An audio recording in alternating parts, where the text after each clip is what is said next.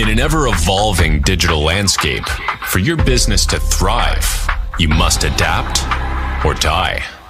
Welcome to Marketing in the Age of AI, the podcast helping you harness the power of AI and marketing tools to revitalize and grow your business.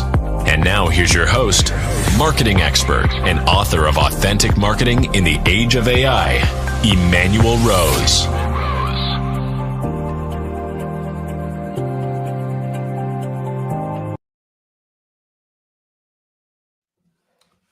Welcome to this episode of Marketing in the Age of AI.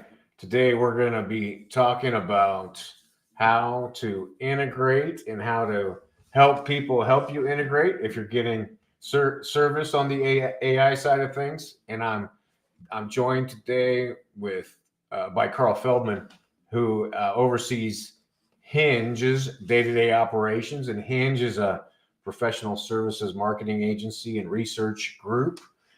Before joining Hinge, Karl led marketing at HITT Contracting, a top 50 U.S.-based general contractor with 700 employees and offices nationwide. He also has led marketing ops for national retail and B2B operations like Herman Miller, Steelcase, and Harley Davidson. He's an expert in high-growth strategy.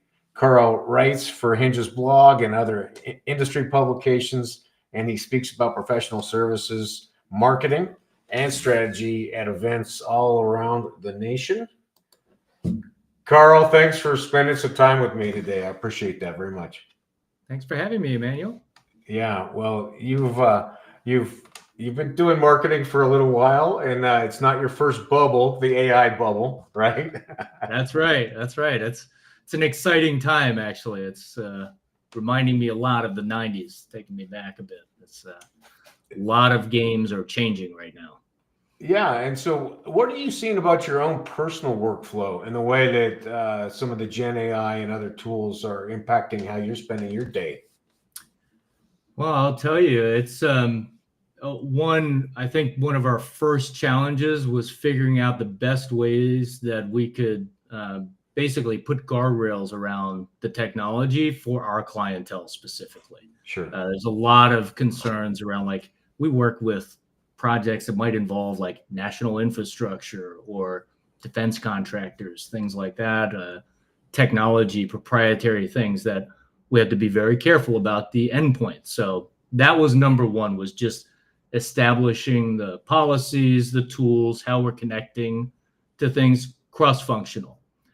Once that's in place, it's really been an exploration of how can we, I feel a bit like a modern day nerdy matchmaker. How can we line up the best human talent with the AI tools and work in a way, and I know that this is a piece that you focus on, that you're not generating AI slop, you are enhancing, the value that comes from a human and highly experienced advisor, but happens to have the access to these tools that can basically open up access to data sets in a very natural and fluid and fast way. And that's transformational. But I think building a relationship with a machine, that's a foreign concept still. I think we're very early in the adoption or, understanding how that workflow really comes together. I found my own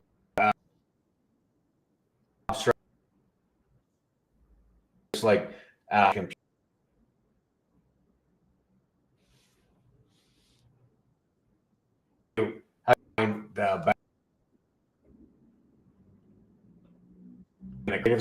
and using the machine for its best.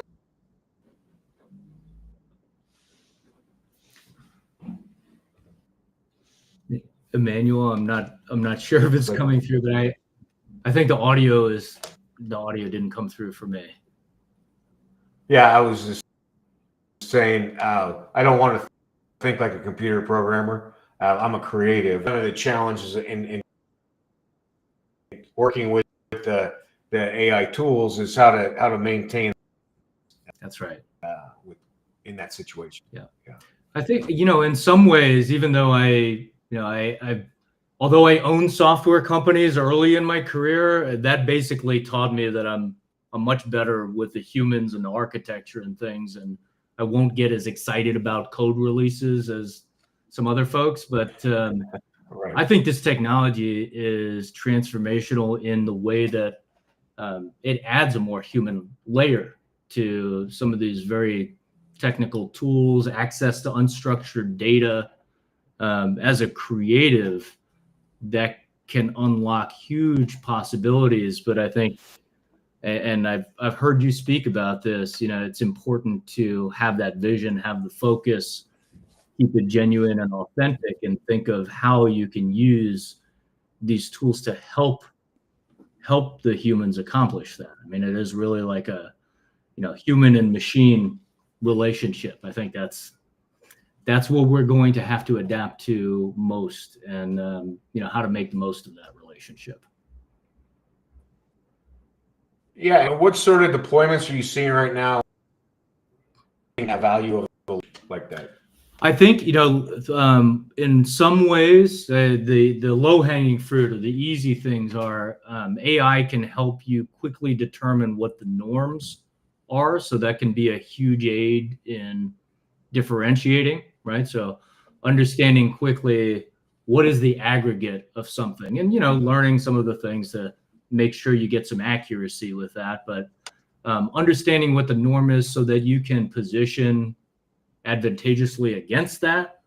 That's a huge help. Being able to access, summarize, organize unstructured data in a very natural way, in a very natural language. You don't have to be a programmer way.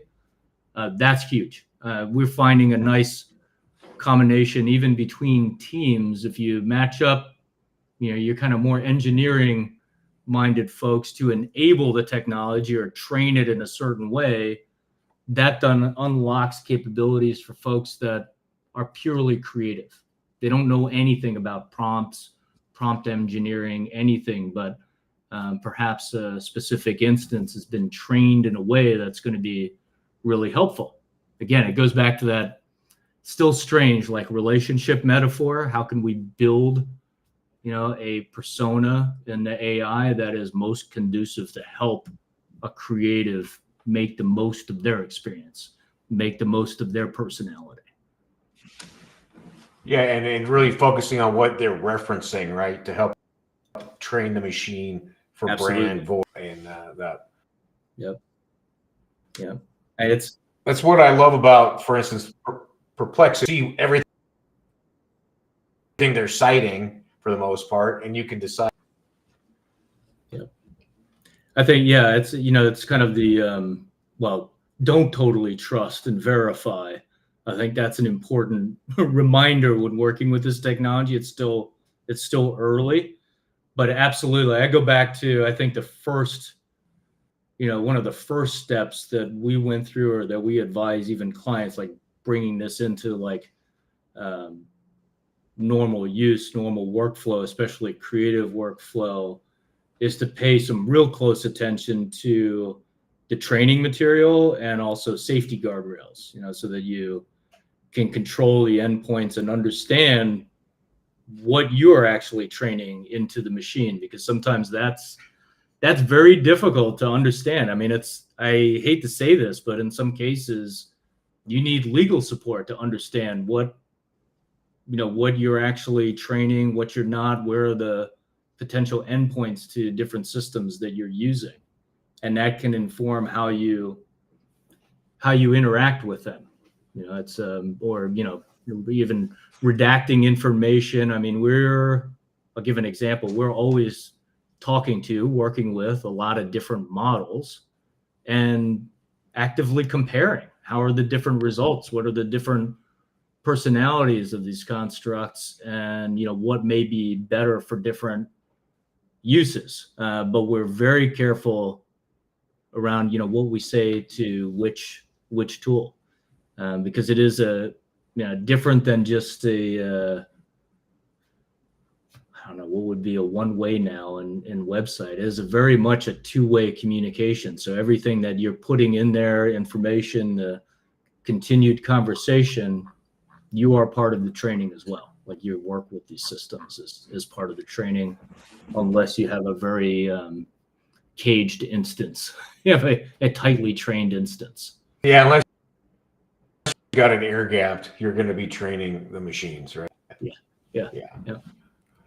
But it costs. I think that's the unfortunate reality, is to have those kinds of privacy controls. There's a cost to it, and depending on your work, that may or may not, be the most sensitive thing. I don't think you can ignore these things or be too conservative in terms of like not using them because I don't want to share my secret sauce. But at the same time, depending on what you do, you do have to consider that. Like it's something we've seen impact from already. And are you seeing aspect clients? I'm sorry, Manuel. Could you repeat that? In terms of it. Yeah, I'm sorry. Deploying these AI tools with your clients? Some are reluctant. It's almost that you have the polar opposites. Some that are just rushing to deploy and use it for everything possible, and 80% that's good enough. It's generic. Okay, we're checking the box and moving on one end. On the other end, there is kind of the fear of, I don't know how to use this. I don't understand the technology. It's going to give me terrible results. I've heard bad things. And then somewhere in the middle is, a lot of folks that are trying to figure out what's the most practical application and what do I need to pay for, I think is a common question we hear. Like, what is the best way to interact with these tools, and in a sea of hype and new applications and things, what's actually worth paying for versus, tapping into a free model. And then are you doing the training with your on how to use these tools? It's a mixture of advisory and training, and then also in some places we're actually reviewing or helping them build and engaging in active implementation. So if we have AI tapped in to help with certain elements of content like social media posting, what have you, we're doing kind of helping with the rules and how to interact with it, and then also guidance once teams are using it to say, okay, well, here's the output here. If you try this, maybe something else, or reviewing against positioning and those types of things. So it runs a gamut from advising or being sometimes the human in the loop with these programs too. Yeah, and that's now, right, is staying human in the loop. Yeah. I think the big question is, where's the right place for that human in the loop, right? Or when you're thinking about the workflow and creative process, what are the best places to engage before, during, after? Because we can see value all along the spectrum, right? Sometimes, the helping to prepare and doing research and, collating, even messaging that's out there is a great thing early. There's working in the process, working with tools to polish or generate ideas. And then afterwards, we've found applications that are AI driven to help, pull together results or summarize results, attribution, metrics, those types of things. So it's really, thinking of fancy words, but it's really very broad in its potential applications. It's a I can see where it's, there's a lot of concern and uncertainty, but also like kid in a candy store for anyone that has an entrepreneurial bone in their body. I mean, there's this, you can't deny the potential. It's just, okay, where can I get the rubber to meet the road first? Yeah, for every challenge that we have, there's a tool at some level to solve it. That's right. Are you finding any kind of global applications that you can just say this should be the base suite of tools? I'll tell you. Okay, so this is just my personal take right now. This week, Yeah. it could be different next week. That's Totally. one thing I know is I don't know. But one thing that's been pretty consistent, I think one of the earliest applications is the switching between channels. So as generative AI gets more multimodal and more integrated into the traditional tools that we use in creative, being able to flip from written to video, from video to audio, and so on, that's a slam dunk, great application. Another is helping to make sense of interactions teams might have and unify findings. So, and this is probably more acute in like an agency kind of environment where you're tracking a lot of bogeys, but being able to summarize findings across teams that happens in a natural way, like in conversations or emails or things like that, in a protected space, being able to summarize and pull out action items that might be missed in the heat of battle. That's a great operational use.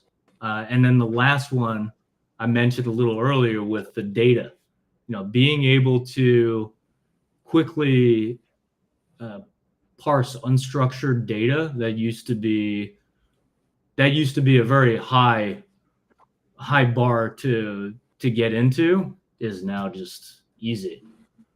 I think that's one that I think people are more afraid to try just from the perception of it than actually getting in there and doing it. And sometimes that is one that you need to pay for, because to do that well, you've got to have a protected space, be able to feed like different documents and things to really control the training a little bit more to make use of that. But my gosh, I'm talking about massive time savings and insights that you may not have found simply because it was too costly to dig into something that was interesting, but you weren't that sure about. So those are probably the three biggest areas that I've been seeing recently. Well, are there any that you'd recommend people check out? You mean like the AI tools themselves? Some piece of software, yeah.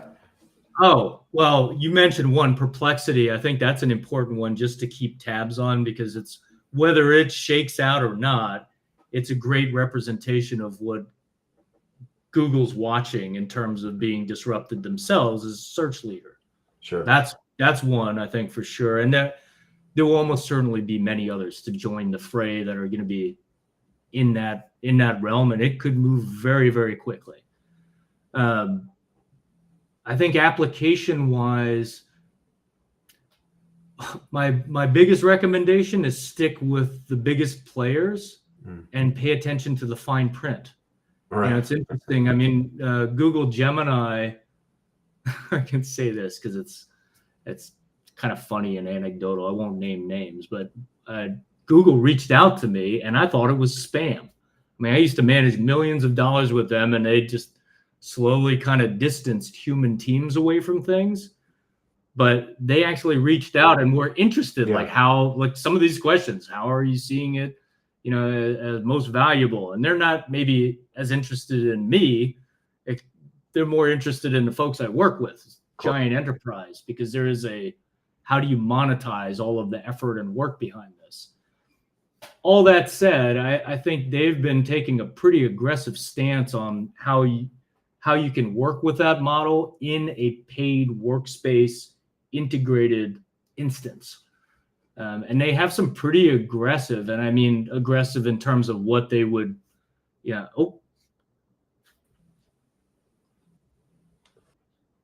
you back, Emmanuel? Yeah, we got the bogeys at work. Sorry about that. Man. See, they're listening and they're like, oh, shut that one down. Yeah, You say Google reached out to you. yeah. So Google reached out. They basically just wanted to understand more about issues. How can we really integrate this better into workspace? We're a workspace shop.